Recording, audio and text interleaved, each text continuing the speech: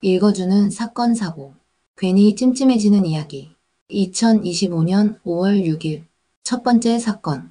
죽이라는 소리가 들렸다. 반지하 세입자의 새벽살 임급. 그날 새벽 반지하에서 올라온 소리는 단순한 발소리가 아니었다. 경기 하남의 조용한 주택가. 두 가구뿐인 단독주택에서 상상조차 하기 힘든 살인이 벌어졌다. 지난 2일 새벽 3시경 70대 집주인 B씨는 잠든 집 안에서 의문의 둔기 공격을 받아 목숨을 잃었다. 범인은 놀랍게도 같은 건물 반지하에 살고 있던 40대 세입자 A씨였다. B씨는 당시 집에 혼자 있었고 A씨는 자신의 집에서 마치 누군가에게 쫓기듯 올라왔다. 이후 A씨는 둔기를 들고 B씨의 집 안으로 들어가 이유 없이 무차별 폭행을 가했다. 피해자를 처음으로 발견한 건 아침 7시 45분 외출해서 돌아온 B씨의 아내였다. 경찰은 건물 내 CCTV와 주변 영상을 분석해 같은 날 오후 1시 10분 A씨를 자택에서 긴급 체포했다.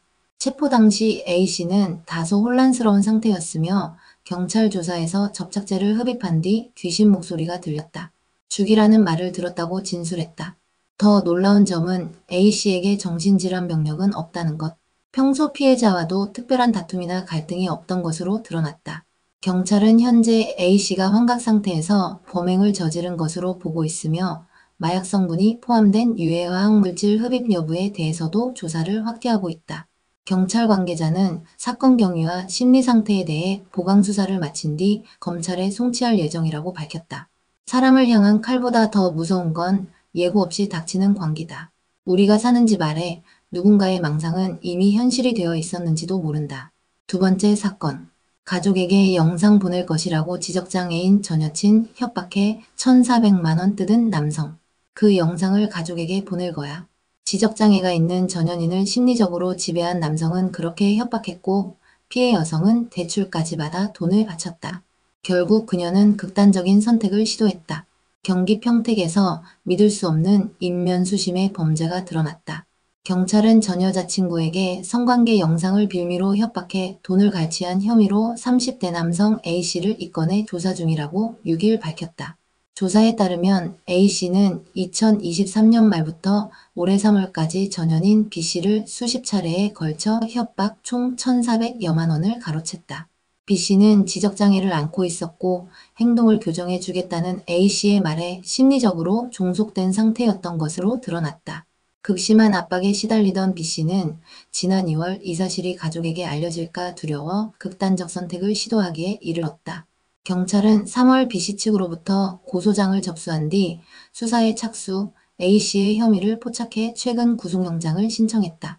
그러나 법원은 이미 증거가 확보돼 있다며 이를 기각했다.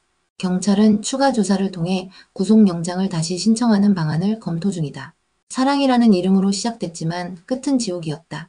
가장 약한 마음을 가장 잔인하게 이용한 그 죄의 진짜 대가는 아직 치러지지 않았다. 세 번째 사건. 초코파이 하나에 벌금 5만 원 화물차 기사 절도 유죄. 초코파이 하나에 벌금 5만 원? 사무실 냉장고에서 과자 2개를 꺼내 먹은 화물차 기사가 절도죄로 유죄 판결을 받았다. 먹은 과자의 값은 단 1,000원. 하지만 법정이 내린 대가는 예상보다 컸다. 전주지방법원은 절도 혐의로 기소된 41세 화물차 기사 A씨에게 벌금 5만 원을 선고했다고 밝혔다. A씨가 먹은 것은 400원짜리 초코파이와 600원짜리 과자. 사건은 지난해 1월 전북 완주의 한 물류회사 사무실에서 벌어졌다. 검찰은 사안이 경미하다며 약식 기소로 넘겼지만 A씨는 억울하다며 정식 재판을 청구했다. 그는 법정에서 평소 동료 기사들이 냉장고 간식을 먹어도 된다고 했다며 진짜 절도면 왜 다들 아무 말 없었겠냐고 반문했다. 하지만 물류회사 측은 달랐다. 기사를 위해 간식을 준 적은 있지만 냉장고에 있던 건 허락 없이 꺼낸 것이라며 절도라고 주장했다. 재판부는 냉장고가 위치한 공간이 사무직원 전용 구역이라는 점과 양측 진술의 신빙성을 검토한 끝에 절도죄를 인정했다. A씨는 판결에 불복해 항소장을 제출한 상태다. 1,000원짜리 간식이 만들어낸 법정 공방의 끝은 어디로 향할까? 네 번째 사건. 술 깨고 오라더니 칼 들고 돌아온 남자, 점집 피범벅 만들었다. 술 깨고 오라더니 칼 들고 돌아왔다. 점 보러 온 남성에게 무속인이 한마디 했다. 술 좀 깨고 다시 오세요. 하지만 그 말은 곧 피비린내 나는 강도 사건의 도화선이 됐다. 지난해 6월 경기 동두천의 한 점집. 30대 남성 A씨는 흉기를 들고 무속인 B씨를 찾아가 공격을 가한 뒤 현금과 귀금속을 훔쳐 달아났다. 당시 A씨는 범행 전 과도를 챙겨 나섰고 돈이 있을 만한 곳을 찾다가 점집을 택했다. 술에 취한 채 문을 두드린 그는 돌아가라는 말에 분노를 품고 칼을 꺼냈다. 범행 후 A씨는 택시를 타고 서울로 도주했지만 얼굴에 문신 등 특징적인 외모로 3시간 만에 경찰에 체포됐다. 현장에는 흉기까지 그대로 남아있었다. 검찰은 그를 강도살인 미수 혐의로 기소했고 법원은 징역 20년의 중형을 선고했다. A씨는 항소하며 당시 심신미약 상태였다고 주장했지만 재판부는 이를 받아들이지 않았다.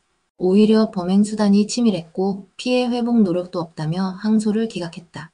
결국 그는 1심에 이어 항소심에서도 중형을 피하지 못했다. 무속인의 술 깨고 오라는 말, 그리고 그 말에 되돌아온 칼날. 예고 없이 점집을 뒤흔든 이 사건은 지금도 법조계와 사회에 적지 않은 파장을 남기고 있다. 아무 말도 아니었던 말 한마디. 그 말이 돌아온 건 칼날이었다. 말의 무게는 때론 총보다 무거울 수 있다. 읽어주는 사건 사고 지금까지 괜히 찜찜해지는 이야기였습니다.